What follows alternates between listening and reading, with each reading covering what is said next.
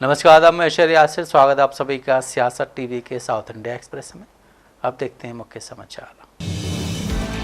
आज जारी सालाना रिपोर्ट के मुताबिक तेलंगाना में 2025 में ओवरऑल क्राइम में मामूली गिरावट दर्ज की गई, जिसमें राज्य भर में कुल 2,28,695 मामले दर्ज किए गए, जबकि 2024 में 2,34,158 मामले दर्ज किए गए थे, जो 2.33% की कमी दर्शाता है। Director general of police B Shivadhar Reddy ने तेलंगाना राज्य सालाना रिपोर्ट 2025 प्रस्तुत की, जिसमें अपराध, कानून व्यवस्था और सार्वजनिक सुरक्षा संकेतकों में सुझावों की समीक्षा की गई। इसमें हत्या की घटनाएं 2024 में 856 से घटकर 2025 में 781 रह गई हैं, जबकि बलात्कार के मामले 2,945 से घटकर 2,549 हो गए। लूटपाट के मामलों में भी भारी गिरावट आई है और ये 703 से घटकर 515 रह गई। वहीं दंगे घटनाएं 324 से घटकर 186 हो गई हैं। साथ ही किडनैपिंग और अगवा करने के मामले भी 1,525 से घटकर 1,145 हो गए। रिपोर्ट में रोड सेफ्टी के रुझानों पर भी प्रकाश डाला गया, जिसमें 2025 में सड़क दुर्घटना के मामलों में 5.68% की बढ़ोतरी दर्ज की गई है। साल के दौरान कुल 24,826 सड़क दुर्घटनाएं दर्ज की गई, जिसके परिणाम स्वरूप 6,499 लोगों की मौत हुई और 14,768 लोग घायल हुए हैं। इस साल में लास्ट ईयर की तुलना में 8.76%, 8.67% जो है कम हुआ है। मर्डर्स कम हुए हैं और रेप केसेस के अगर उसकी तुलना करें हैं तो करना है लास्ट ईयर से, तो उसमें 13.45% कम हुए हैं rape cases. Similarly murder for gain जो है, तो जो बोलते मर्डर फॉर गेन बोलते हैं, उसमें भी 15.66% कम हुए हैं। और साथ में राइटिंग केसेस, जो लॉ एंड ऑर्डर का एक अच्छा मिसाल है, दंगे फसाद उस टाइप के राइटिंग केसेस, वो जो है ना लास्ट 5 साल की तुलना में लोएस्ट हुए हैं इस साल 186। हालांकि इस साल में हमारे पास ग्राम पंचायत इलेक्शंस हुए हैं। ग्राम पंचायत इलेक्शंस में आपको मालूम है बहुत बड़ा टेंशन रहता है, तनाव रहता है गांव में। फिर भी 186 केसेस सिर्फ रजिस्टर हुए हैं, जो है लास्ट ईयर से भी 43% कम है। Not only last year, even last 5 साल में भी एक सबसे कम संख्या है 186। तो इसके हिसाब से आप देख सकते हैं कि तेलंगाना में पूरा लॉ एंड ऑर्डर जो है पूरा काबू में है, पूरे कंट्रोल में है। और साथ साथ में even kidnapping and abduction also, और जो किडनैप होते हैं, अबडक्ट होते हैं, उसमें भी 25% का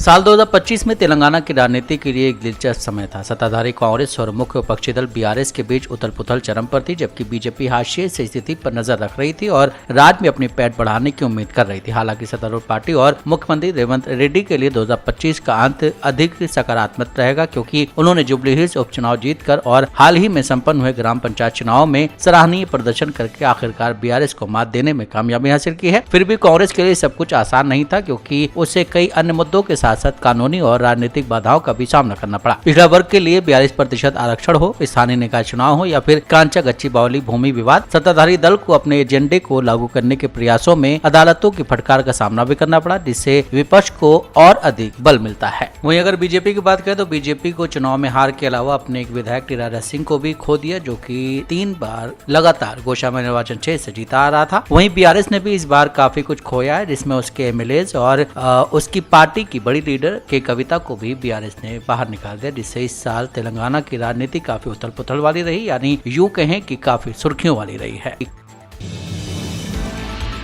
बीआरएस के उम्मीदवार मंगती सुनीता, जिन्होंने जुबली हिल्स उपचुनाव लड़ा था, उन्होंने तेलंगाना हाई कोर्ट में रिजल्ट को चुनौती दी है। पूर्व जुबली हिल्स विधायक मंगती गोपीनाथ की पत्नी सुनीता ने एक चुनावी याचिका में जुबली हिल्स निर्वाचन क्षेत्र से विजय उम्मीदवार के चुनाव को रद्द करने की मांग की। याचिकाकर्ता ने घोषणा करने की भी मांग की है कि उन्हें विधिवत निर्वाचित उम्मीदवार घोषित किया जाए। याचिका के मुताबिक भारत के चुनाव आयोग ने अक्टूबर 2025 में उपचुनाव के लिए अधिसूचना जारी की थी। मतदान 11 नवंबर 2025 को हुआ था और मतों की गिनती 14 नवंबर को हुई थी। इस चुनाव में कुल 58 उम्मीदवारों ने हिस्सा लिया था। वहीं कांग्रेस के नवीन यादव को 24,729 वोटों के अंतर से विजय घोषित किया गया था। कर्नाटका में सत्तारूढ़ कांग्रेस के लिए शेष पद को लेकर बनी अनिश्चितता खत्म होने का नाम नहीं ले रही। पिछले दिनों मुख्यमंत्री सिद्धरमैया और डिप्टी सीएम डीके शिवकुमार ने आपस में मुलाकात कर सरकार में सब कुछ सामान्य होने की बात कही थी। हालांकि बावजूद इसके सियासी गलियारों में सीएम पद को लेकर चर्चा का दौर जारी है। अब कांग्रेस के विधायक इकबाल हुसैन ने एक बार फिर से यह दावा कर दिया कि शिवकुमार अगले साल जनवरी की शुरुआत में राज्य के मुख्यमंत्री बनेंगे। हुसैन जो रामनगर से विधायक हैं और उन्हें शिवकुमार का समर्थक माना जाता है, उन्होंने इस महीने की शुरुआत में ही राज्य में मुख्यमंत्री बदले जाने की तारीख 6 या 9 जनवरी बताई है। उन्होंने एक बार फिर अपने उस दावे को दोहराया है। राज्य में मुख्यमंत्री बदले जाने की अटकलों के बीच सत्ताधारी कांग्रेस के अंदर इन दिनों सत्ता संघर्ष तेज हो गया है। राज्य की कांग्रेस सरकार ने पिछले महीने 20 नवंबर को अपने 5 साल के कार्यकाल का आधा समय पूरा कर लिया था। हालांकि इससे पहले ही राज्य में मुख्यमंत्री बदलने की चर्चा जोर पकड़ने लगी थी। इस तरह की अटकलों को साल 2023 में सिद्धरमैया और शिवकुमार के बीच कथित तौर पर सत्ता साझेदारी समझौते से हवा मिली थी। इकबाल हुसैन ने सोमवार को अपने दावे में कहा है कि कुछ लोग ऐसे होते हैं जो बारिशों और त्रासदियों को लेकर सटीक भविष्यवाणी कर सकते हैं। ऐसे लोगों से सुनने के बाद मैं 6 या 9 जनवरी की तारीख बता रहा हूं। अब देखते हैं। हालांकि मुझे भगवान पर भरोसा है। केंद्रीय मंत्री शोभा करंदलाजे ने आज कहा है कि कर्नाटक सरकार बांग्लादेश और रोहिंग्या मूल के लोगों को घर दे रही है जिनका कोई रिकॉर्ड नहीं है। उन्होंने कहा है कि कर्नाटका के मुख्यमंत्री सिद्धरमैया और डीके शिवकुमार को इसका जवाब देना होगा। राज्य में चुनाव से पहले SIR का संचालन किया जाना चाहिए, क्योंकि हमें ये नहीं पता कि राज्य में कितने बांग्लादेशी रहते हैं। सालों सालों से उत्तर कर्नाटक का लोग बेंगलुरु का विकास में बहुत बड़ा योगदान दिया, उसको घर नहीं है। बेंगलुरु खुद का लोग, बेंगलुरियन, उसको घर नहीं है, उसको आप चाबी नहीं दे रहे।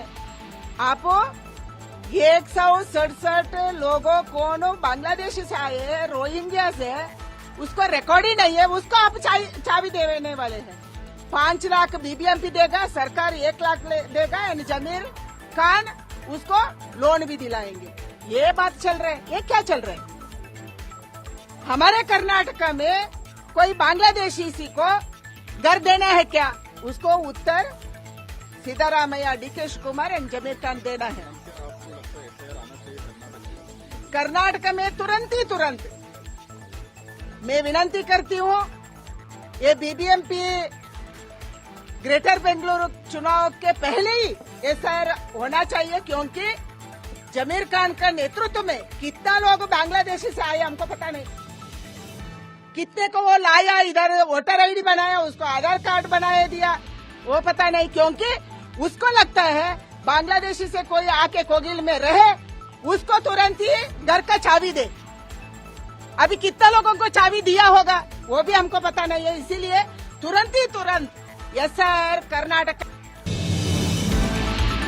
बेंगलुरु की एक कोर्ट ने सोमवार को जनता दल सेकुलर के विधायक और पूर्व मंत्री HD रेवन्ना को पिछले साल 2024 में दर्ज किए गए यौन उत्पीड़न मामले में बरी कर दिया है। उनके खिलाफ मामला रद्द करने से जुड़ी याचिकाओं पर सुनवाई करते हुए कर्नाटका हाई कोर्ट ने पहले ये केस ट्रायल कोर्ट को ये विचार करने के लिए भेजा था कि शिकायत दर्ज करने में हुई 4 साल की देरी को माफ किया जा सकता है या नहीं। अतिरिक्त मुख्य न्यायिक मजिस्ट्रेट ने हासन जिले के होलेनारसीपुर टाउन थाने में दर्ज केस से रेवन्ना को बरी कर दिया। अपने फैसले में मजिस्ट्रेट ने कहा है कि शिकायत दर्ज करने में हुई देरी को माफ करने, आरोपी के खिलाफ IPC की धारा 354A के तहत दंडनीय अपराध के संबंध में केस दर्ज करने को लेकर ये सही नहीं है। CRPC की धारा 473 के मुताबिक कोर्ट आरोपी नंबर 1 के खिलाफ IPC की धारा 354A के तहत दंडनीय उक्त अपराध का संज्ञान लेने से मना करती है। ऐसे में आरोपी को इस मामले में IPC की धारा 354A के तहत लगाए गए अपराध से बरी किया जाता है। रेवन्ना और उसके बेटे प्रज्वल के खिलाफ यौन शोषण के मामले तब सामने आए जब कई महिलाओं के यौन उत्पीड़न को लेकर दर्शाने वाले 2900 से ज्यादा वीडियो सोशल मीडिया पर पोस्ट किए गए। पिछले साल 2024 में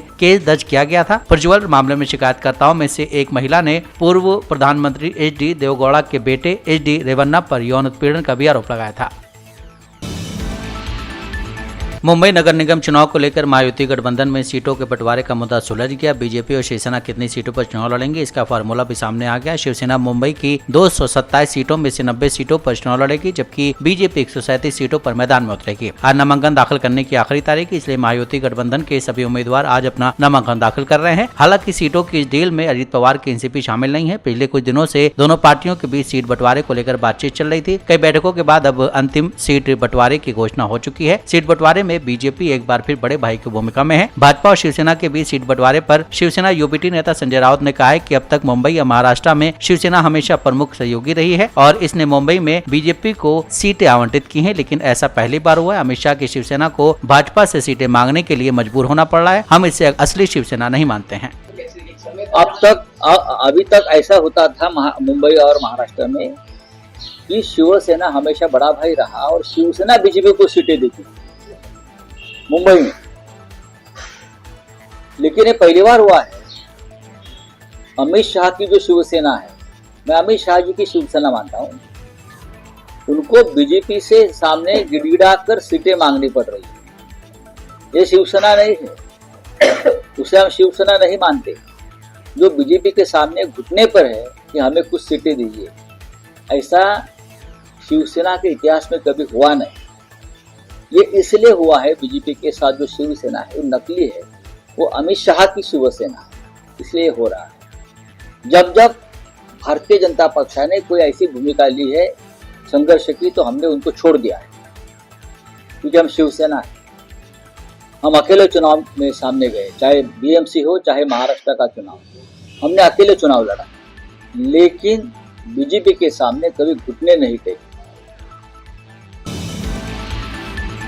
सीपीएम के स्टेट सेक्रेटरी ने कहा है कि सबरीमाला मुद्दे और दूसरे मुद्दों की वजह से लोकल बॉडी इलेक्शन में हार मिली है। स्टेट सेक्रेटरी ने आगे कहा है कि ओवर कॉन्फिडेंस, ऑर्गेनाइजेशन कमजोरी और रीजनल फेलियर की वजह से अचानक हार हुई है। उन्होंने आरोप लगाया कि सबरीमाला मुद्दे को विरोधी कैंपेन के मुद्दे के तौर पर इस्तेमाल कर रहे थे और कांग्रेस इस पर कब्जा कर रही थी। सीपीआई सरकार विरोधी भावना भी इलेक्शन हार का कारण है। सीपीआई का कहना है कि सीपीएम का पद्म कुमार को बचाना झटका बना। इस बीच उन्होंने कहा है कि सबरीमाला गोल्ड रॉबरी केस में गिरफ्तार किए गए एम पद्म कुमार के खिलाफ तुरंत कोई एक्शन नहीं होगा। एमपी ने कहा है कि हमने ये जानना है कि इस केस में शामिल है या नहीं। सीपीएम ऐसी पार्टी नहीं जो खबरों के आधार पर एक्शन लेती है। केस में चार्जशीट जमा होने के बाद हम इस मामले पर फैसला लेंगे। उन्होंने कहा है कि एलडीएफ को आमतौर पर भरोसा था कि वो सरकार के कामों, खासकर 29 अक्टूबर के कैबिनेट के फैसले के आधार पर चुनाव जीत जाएगी। शहरी इलाकों में ऑर्गेनाइजेशन कमजोरी की वजह से भी दिक्कत आई है। लोकल लेवल पर कुछ कमियों की वजह से उनके इलाकों में चुनाव की गतिविधियां में रुकावट आई है। यूडीएफ और बीजेपी ने सबरीमाला जैसे मुद्दे पर झूठा प्रोपेगेंडा किया। वो कोशिश वैसी कामयाब नहीं हुई जैसा वो चाहते थे। पार्टी ने अचानक मिली हार को सही दिशा में देखने और असेंबली चुनाव में अच्छी तरक्की करने का फैसला बताया है।